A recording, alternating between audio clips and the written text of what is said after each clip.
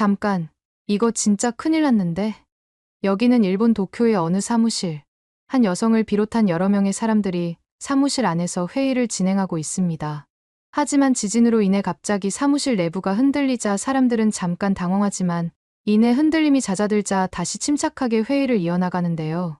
그렇게 회의가 끝난 직후 회의실에서 나온 여성은 아까 겪었던 지진의 정체를 확인하자마자 충격에 휩싸이기 시작합니다. 대체 그녀가 어떤 걸 발견한 건지 함께 알아보러 가실까요? 잠깐, 1초 만에 누를 수 있는 좋아요 버튼만 눌러주시면 영상 제작에 큰 힘이 됩니다. 안녕하세요. 저는 도쿄대학교 지진연구소에서 교수로 일하고 있는 아키라 유코예요. 이제 40대 초반이 되었네요. 최근 일본에서 일어난 미야자키현 지진과 난카이 대지진의 위험, 그리고 후지산 폭발 가능성, 한국과의 연관성에 대해 너무나 걱정이 돼서 이렇게 제 생각을 나누고 싶어 글을 쓰게 되었어요. 먼저 미야자키현 지진에 대해 말씀드릴게요. 지난 8월 8일 규슈 미야자키현 앞바다에서 규모 7.1의 강진이 발생했어요. 그날 저는 외부에 나와서 미팅을 진행하고 있었는데 갑자기 책상이 흔들거리는 게 느껴지기 시작했어요. 아시다시피 일본에서는 지진이 워낙 자주 일어나서 일상적인 작은 지진인 줄 알았는데 알고 보니 진앙지가 도쿄에서 엄청나게 멀리 떨어진 규슈였더라고요. 그 먼 곳에서 발생한 지진이 도쿄에서까지 느껴졌다는 사실이 정말 무서웠습니다. 처음에 기상청은 규모 6.9라고 발표했다가 나중에 7.1로 수정했는데 갑작스럽게 이런 식으로 규모를 상향 조정했다는 사실이 저를 정말 불안하게 만들었어요. 지진의 규모를 정확히 측정하는 것은 저희 분야에서 정말 중요한 일인데 이렇게 오차가 크다는 건 뭔가 특별한 일이 있었다는 뜻이거든요. 게다가 이 지진의 특성이 너무나 특이했어요. 조사 결과 광범위한 지역에서 지진이 감지되면서도 특정 지역에서는 무려 8.0에 가까운 강도의 진동이 관측됐거든요. 연구실에 도착한 저는 데이터를 분석하면서 정말 놀랄 수밖에 없었습니다. 지진파가 마치 파도처럼 지형 전체를 출렁이게 만들었더라고요. 이런 현상은 대규모 지진의 전조일 수 있어요.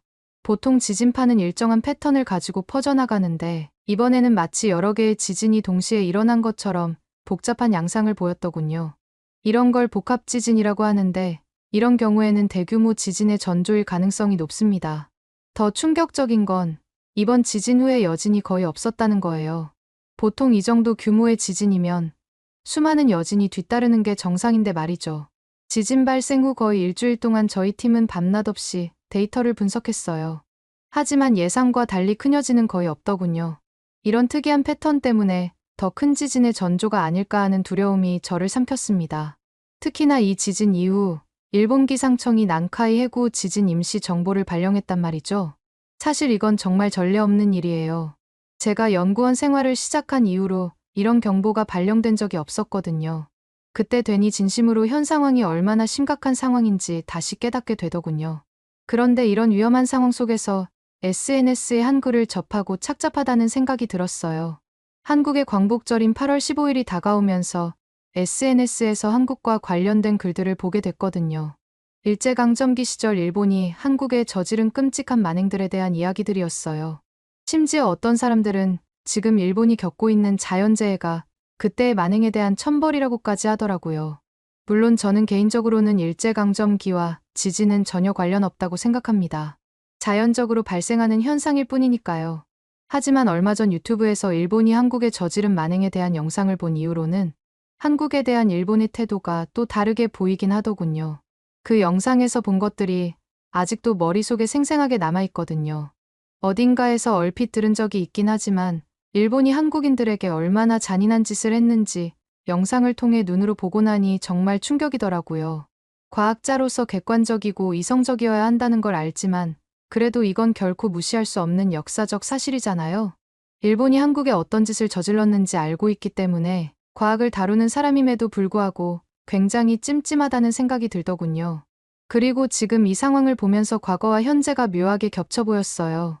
왜냐고요? 과거에 일본 정부가 한국에 저지른 만행을 여전히 속 시원하게 인정하지 않는 태도와 지금 지진과 화산의 위험성을 제대로 인정하지 않고 방관하는 태도가 너무 비슷해 보였거든요. 그래서 정말 마음이 불편하더군요. 일본 국민들의 목숨을 위협하는 이 위험한 상황을 정부가 제대로 인정하지 않고 있다는 점에서 과거나 지금이나 정부의 태도가 별로 달라지지 않은 것 같아 정말 안타까울 따름입니다. 일본 정부가 구체적으로 어떤 태도를 보여주고 있는지는 제가 뒷부분에 좀 더 자세히 말씀드릴게요. 사실 제가 SNS를 보면서 신경 쓰였던 또 다른 글이 있었어요. 그 글은 한국의 타너스님이라는 분의 예언에 관한 글이었는데 여러분들께 꼭 말씀드리고 싶네요.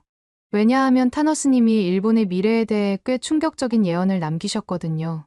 우선 그 예언에 따르면 미래의 일본 열도의 상당 부분이 바다에 잠길 거라고 하더군요.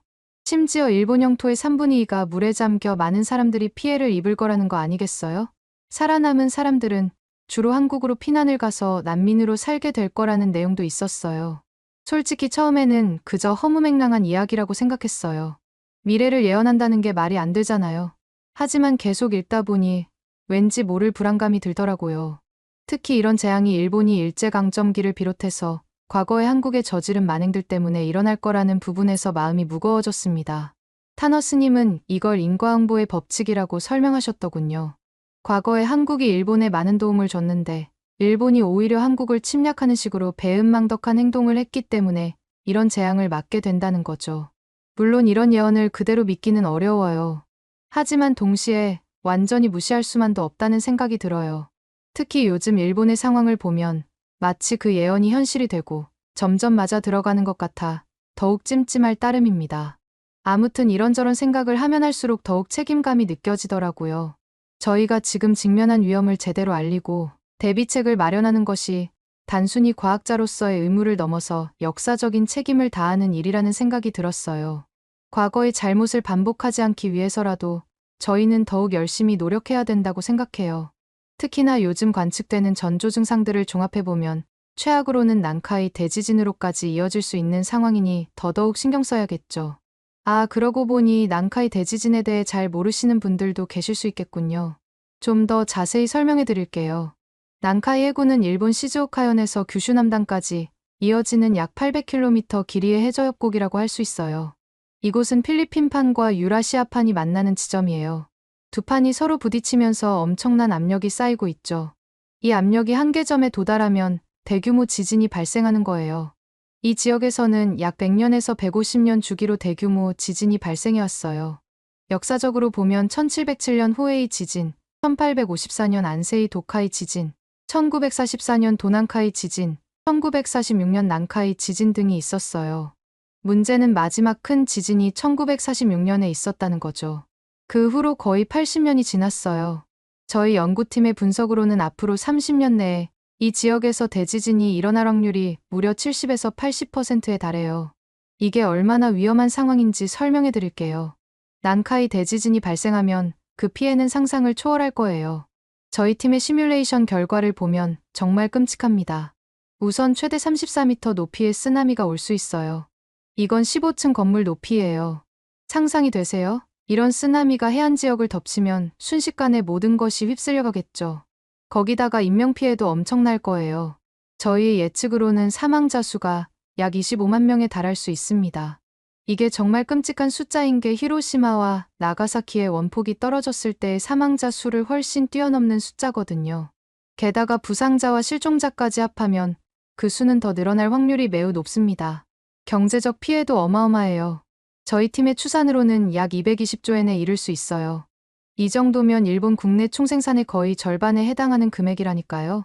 건물과 인프라의 파괴, 산업활동의 중단, 복구 비용 등을 모두 고려하면 이 정도 피해가 예상돼요. 이런 수준의 경제적 손실을 입는다면 일본 경제는 말 그대로 마비될 수도 있습니다. 그런데 이런 심각한 상황에서 정부가 보이는 태도가 정말 답답하답니다.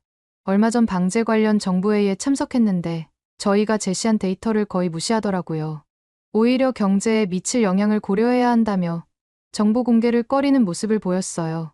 국민의 안전보다 경제를 우선시한다니 정말 믿을 수 없었죠. 회의가 끝나고 한 고위공무원과 이야기를 나눴는데 그분이 하는 말이 유코 씨, 이런 정보가 공개되면 부동산 가치가 폭락하고 관광객이 줄어들 거예요. 그럼 저희 경제가 감당할 수 있을까요? 라고 하더라고요. 그 순간 정말 화가 났어요. 경제적 손실을 걱정하느라 수많은 생명을 위험에 빠뜨리는 게 말이 되나요? 그뿐만 아니라 후지산 폭발 가능성에 대해서도 정말 걱정이 돼요. 후지산은 일본의 상징이자 자랑이지만 동시에 가장 위험한 활화산 중 하나예요. 후지산은 300년 넘게 조용했지만 슬프게도 최근 들어 이상 징후가 계속 나타나고 있어요. 작년 여름 후지산 근처에서 일어난 등산객 사망 사건 혹시 아시나요? 당시 화산가스 중독으로 6명이 사망했는데 이건 분명 후지산의 활동이 활발해지고 있다는 신호예요. 화산가스 방출량이 증가했다는 건 지하의 마그마 활동이 활발해지고 있다는 뜻이거든요. 특히 후지산 주변의 후지 고코호수의 수위가 급격히 낮아지고 있다는 최근 보고가 정말 신박해요. 이는 지하에서 마그마의 움직임이 활발해지고 있다는 증거일 수 있습니다. 마그마가 상승하면서 지반을 들어올리고 그 결과 호수에 물이 빠져나가는 현상이 일어날 수 있거든요. 게다가 후지산 중턱에서 관측된 수증기 분출도 정말 걱정되는 부분이에요. 수증기 분출은 종종 화산 폭발의 전조 현상으로 나타나요. 지하의 뜨거운 마그마가 지하수를 데워 수증기를 만들어내는 거죠. 이런 현상이 계속되면 결국 큰 폭발로 이어질 수 있어요. 만약 후지산이 폭발한다면 그 피해는 상상을 초월할 겁니다. 도쿄를 비롯한 수도권 전체가 화산재로 뒤덮일 수 있으니까요. 화산재가 단순히 지저분하다고 위험한 게 아니랍니다. 호흡기 질환을 일으키고 전자기기를 망가뜨리고 항공기 운항을 중단시킬 수 있거든요. 용암류로 인한 피해도 엄청날 거예요. 후지산 주변 지역이 완전히 파괴될 테니까요. 하지만 이건 직접적인 피해만 계산한 거예요. 장기적인 경제활동 중단, 관광산업 붕괴 등을 고려하면 실제 피해는 이보다 훨씬 크겠죠. 그런데 이런 위험 신호들에 대해 경고를 해도 정부는 계속 무시하고 있습니다. 아직 확실한 증거가 없다며 대비책 마련을 미루고 있죠. 하지만 화산 폭발은 한번 일어나면 돌이킬 수 없는 재앙이 될 수 있어요. 미리 대비하지 않으면 너무 늦을 수 있다는 걸 왜 모르는 걸까요? 얼마 전 후지산 주변 지역의 방제 계획을 검토하는 회의에 참석했는데 정말 실망스러웠어요. 대피소 확충, 긴급 수송로 확보, 화산재 처리 계획 등 기본적인 대책조차 제대로 마련되어 있지 않더라고요. 담당 공무원들의 태도도 안일해 보였어요. 아니, 후지산은 300년 동안 조용했으니 앞으로도 괜찮을 거예요 라는 말까지 들었다니까요. 제 귀를 의심할 수밖에 없었습니다. 반면 이런 상황에서 일본 국민들의 반응은 정말 심각하답니다. 특히 미야자키현 지진 이후 사람들의 불안감이 극에 달했거든요. 제가 며칠 전 동네 마트에 갔었는데 정말 놀랄 수밖에 없었어요. 마트 안은 그야말로 아수라장이더군요.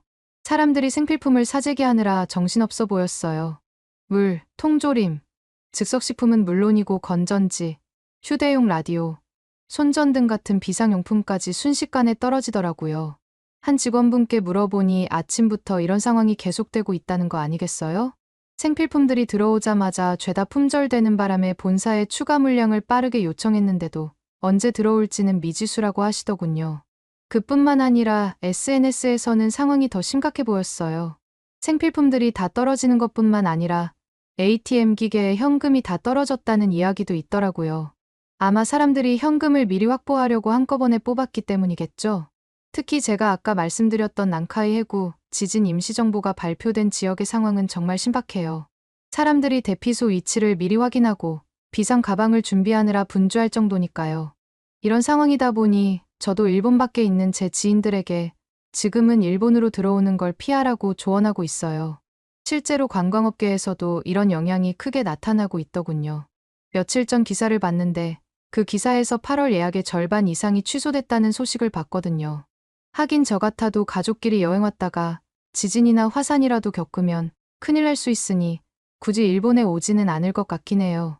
일본 말고도 다른 갈 곳이 세상에 많으니까요. 이런 거 보면 많은 사람들이 정부와 다르게 위험을 감지하고 대비한다는 걸 알 수 있잖아요. 하지만 동시에 이런 과도한 불안과 공포가 사회에 미치는 부작용도 걱정돼요. 지나친 사재기로 물자들이 부족해지고 거기에 확인되지 않은 소문들까지 빠르게 퍼지면서 혼란이 가중될 수 있거든요. 이럴 때일수록 저희 같은 전문가들의 역할이 더욱 중요해졌다고 생각합니다. 사람들이 혼란스러울 때 최대한 정확한 정보를 제공해서 과도하게 위축되는 걸 방지하고 적절하게 대비하도록 만드는 존재가 필요하잖아요.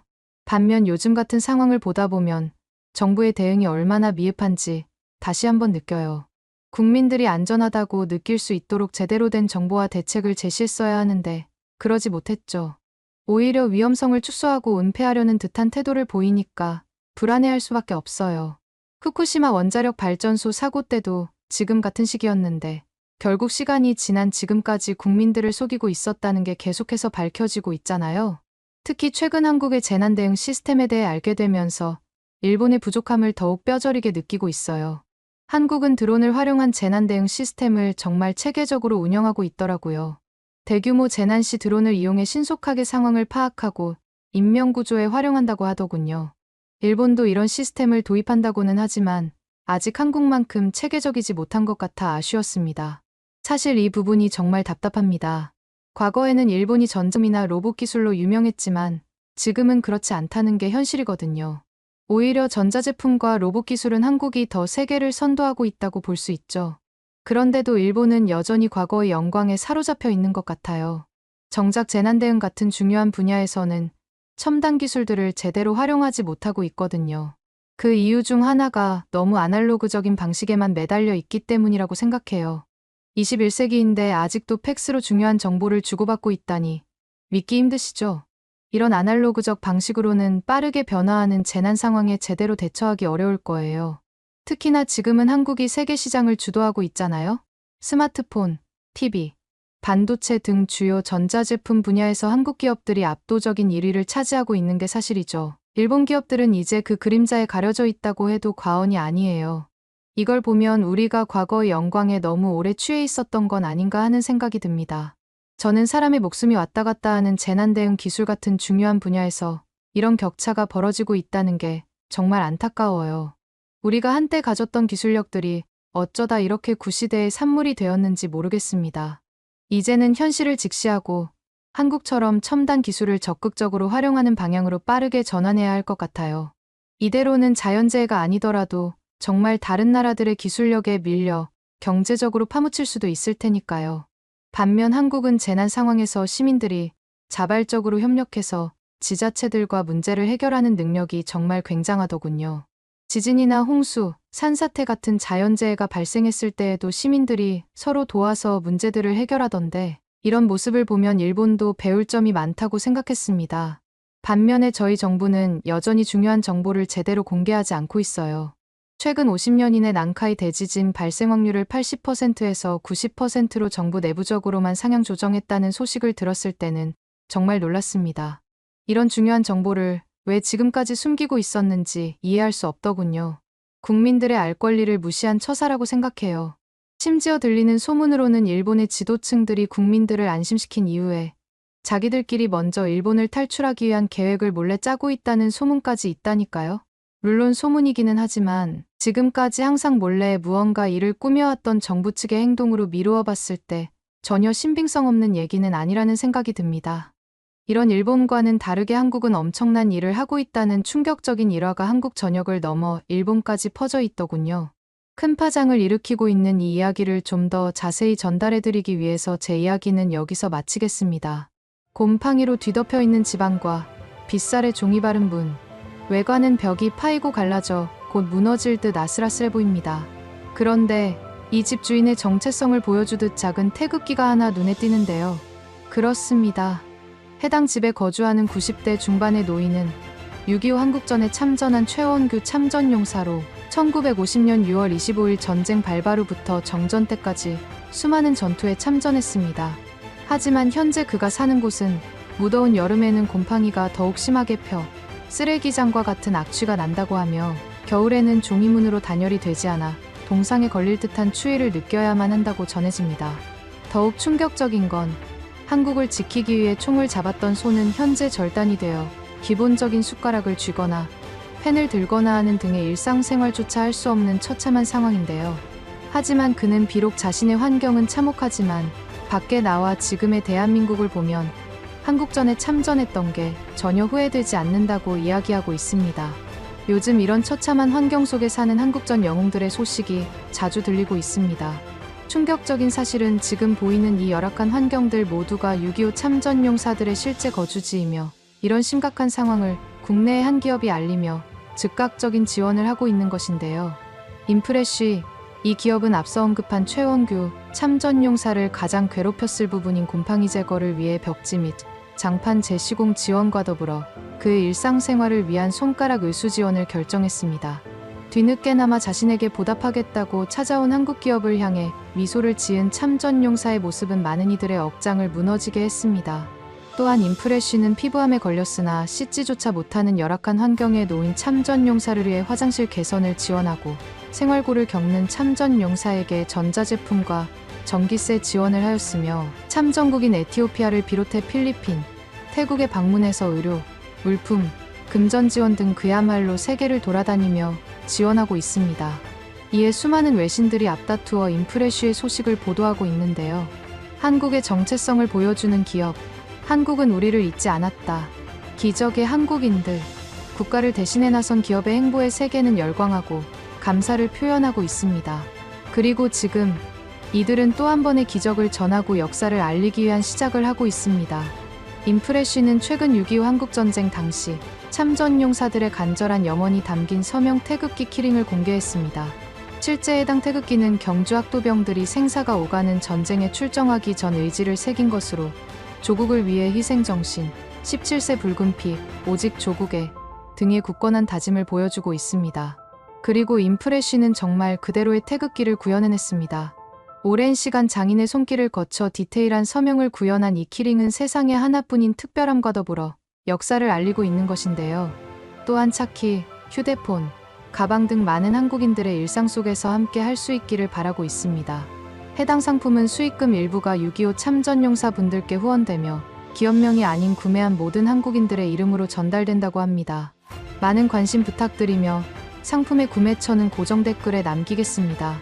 대한민국은 큰 발전을 이뤘지만 대한민국을 위해 목숨 바쳐 싸웠던 참전용사분들은 여전히 생활고 속에 고통스러운 삶을 살고 있습니다. 국가를 위해 헌신한 영웅들의 삶이 개선될 수 있기를 바라며 많은 분들의 응원과 관심 부탁드리겠습니다. 오늘의 사연은 어떠셨나요? 오늘의 사연이 마음에 드셨다면 좋아요만 한번 눌러주세요. 1초밖에 안 걸리지만 좋아요를 한번 눌러주시면 더 좋은 사연을 소개해드리는데 큰 힘이 된답니다. 긴 영상 시청해주셔서 감사합니다. 오늘도 행복한 하루 보내세요.